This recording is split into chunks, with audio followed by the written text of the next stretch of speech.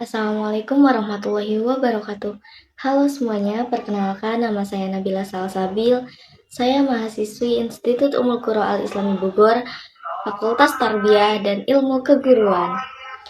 Saya dari Program Studi Manajemen Pendidikan Islam semester 6.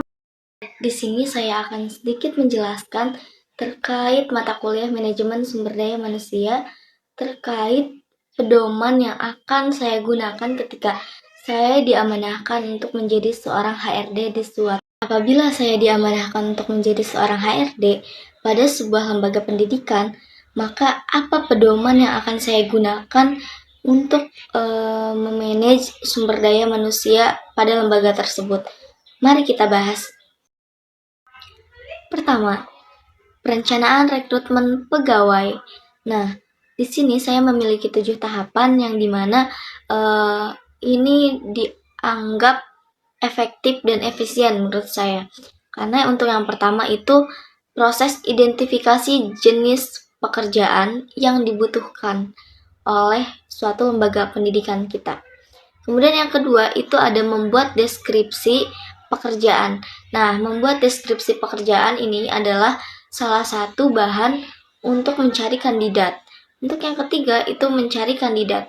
Nah, bagaimana kita mencari kandidat? Caranya yang akan saya gunakan memanfaatkan teknologi ataupun menggunakan media sosial sebagai teknik marketing ya. Misalkan kita mencari pegawai itu melalui Instagram dan lain sebagainya, akun-akun media sosial. Tahapan yang keempat adalah tahapan di mana adanya online test. Nah, saya ingin ketika seseorang melamar pekerjaan kepada saya ataupun kepada lembaga yang saya kelola, tentunya harus ada online test terlebih dahulu. Misalkan yang online test tersebut berisi kemampuan dasar, kemampuan akademik, kemudian juga kemampuan dalam berorganisasi dan lain sebagainya. Selanjutnya yang kelima, itu tahap yang kelima adalah tes kesehatan, di mana agar kita mengetahui bahwa calon pekerja kita atau calon pegawai ini sehat atau tidak, memiliki riwayat penyakit apa saja, seperti itu. Untuk yang keenam itu proses interview.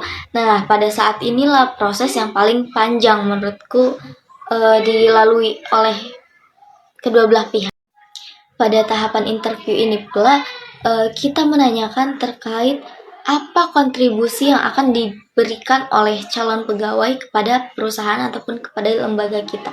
Tentunya kita harus mengetahui arah tujuannya itu apa, tujuan mereka melamar dengan posisi tersebut apa. Kemudian juga di situ tertera akan adanya kesepakatan ataupun kontrak kerja yang spesifik, kemudian juga kesepakatan yang memang harus disepakati oleh kedua belah pihak. Tahap yang ketujuh itu adalah pengumuman, di mana kita bisa menggunakan link suatu dokumen ataupun file yang berisi terkait hasil pengumuman yang lolos dan tidak lolos, ataupun yang keterima atau yang tidak keterima kerja pada lembaga kita. Nah, itu bisa di-share menggunakan link, kemudian juga kita share kembali di akun-akun media sosial kita. Selanjutnya, standar operasional prosedur. Nah, di sini menurut Sailendra itu pada tahun 2015, standar operasional prosedur merupakan sebuah panduan yang bertujuan memastikan pekerjaan dan kegiatan operasional organisasi atau perusahaan berjalan dengan lancar, di mana isi daripada SOP ini berkaitan dengan job desk, di mana hal yang harus dilakukan itu misalkan kedisiplinan, kemudian bekerja dari jam berapa hingga jam berapa, kemudian juga hal yang tidak boleh dilakukan itu seperti apa, misalkan bekerja dengan sesuka hati, itu kan termasuk aturan-aturan ataupun termasuk SOP dan juga job desk mereka bekerja. Setelah SOP tugas dan job desk, di sini saya akan menjelaskan terkait kompensasi dan juga tunjangan. Kompensasi ini ialah imbalan moneter di mana biasanya mencakup upah ataupun gaji. Nah, di mana pada saat proses interview nanti saya ingin menanyakan kepada calon pegawai ataupun karyawan berapa gaji yang diinginkan olehnya, ketika saya pun sudah memikirkan berapa gaji yang layak untuk diterima oleh karyawan tersebut. Karena tentunya kita mengetahui akan menganalisis apa saja yang dimiliki oleh calon pegawai tersebut, sehingga kita juga ada pertimbangan-pertimbangan yang memang berapa gaji yang layak untuk diberikan kepada calon. Kemudian ada tunjangan. Nah, tunjangan ini ialah imbalan non-moneter atau saya akan memberikan berupa asuransi kesehatan, kemudian program pensiun, juga tunjangan lainnya yang memang menyesuaikan dengan situasi dan kondisi yang nantinya berjalan seperti itu. Nah, kontrak kerja akan saya berikan estimasi waktu 1 bulan percobaan atau seperti training dengan gaji yang minim terlebih dahulu.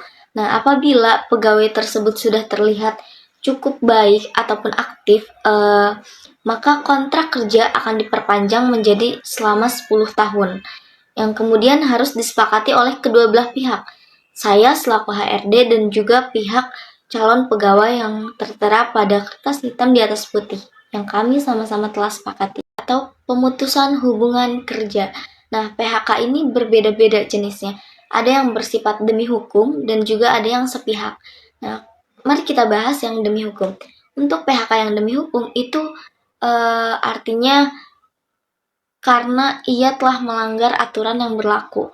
Atau semisal demi hukum itu harus datang tepat waktu, yang memang ketika dia sudah berkali-kali sudah mencapai batas maksimal masih seperti itu bisa kena PHK ataupun bersifat demi hukum, ataupun yang misalkan meninggal ataupun seperti apa, cacat dan lain sebagainya, itu masuknya demi hukum.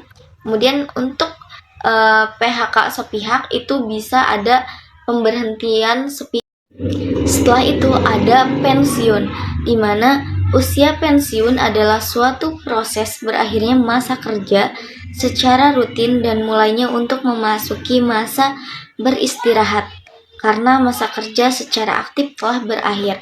Nah, di mana saya menentukan bahwa masa usia pensiun pegawai itu 65 tahun ke atas. Jadi ketika pegawai saya ataupun pegawai di suatu lembaga yang saya kelola ini sudah mencapai 65 tahun, maka itu harus dipensiun. Ada tahap organisir, di mana saya akan mendelegasikan tugas-tugas pada setiap penanggung jawab masing-masing untuk merealisasikan apa yang sudah direncanakan sebelumnya. Nah, kemudian juga untuk memberikan bimbingan kepada setiap penanggung jawab agar berjalan mencapai tujuan. Setelah tahap organisir, itu ada tahap memastikan, di mana tahap memastikan ini saya akan meminta laporan setiap kegiatan yang telah berjalan. Kemudian saya akan meminta laporan setiap laporan kinerja setiap 1 bulan sekali. Kemudian saya cek dan ketika adanya kejanggalan akan saya pertanyakan. Setelah tahap memastikan, itu adanya tahap controlling atau untuk mengontrol dan mengevaluasi perencanaan manajemen sumber daya manusia yang efektif dan efisien. Ini beberapa langkah yang akan saya gunakan. Pertama, penetapan tujuan yang jelas. Kemudian, pemantauan kinerja, juga analisis kebutuhan sumber daya manusia. Yang keempat, keterlibatan pihak-pihak terkait atau saya akan melibatkan pihak-pihak terkait, misalkan manajemen senior, kemudian juga departemen-departemen lain, dan juga guru-guru dan sebagainya. Yang keenam itu ada fleksibilitas dan penyesuaian. Yang ketujuh ada penggunaan teknologi untuk pengumpulan data, analisis data, dan lain sebagainya. Dengan melakukan langkah-langkah tersebut secara konsisten, tentunya saya dapat mengontrol dan mengevaluasi perencanaan MSDM dengan lebih efektif dan efisien, sehingga dapat mendukung pencapaian tujuan strategis lembaga yang memang saya kelola seperti itu.